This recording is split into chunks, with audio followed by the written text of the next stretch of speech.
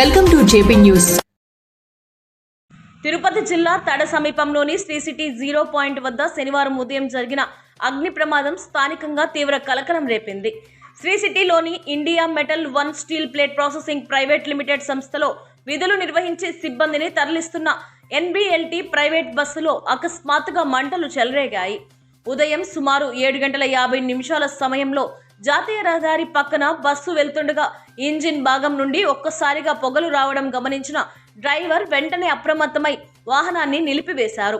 బస్సులో ఉన్న సిబ్బంది వెంటనే బయటకు దిగిపోవడంతో ఎటువంటి ప్రాణ నష్టం జరగలేదు. కొద్ది నిమిషాల్లోనే మంటలు బస్సు మొత్తాన్ని ఆవహించడంతో వాహనం పూర్తిగా దగ్ధమైంది.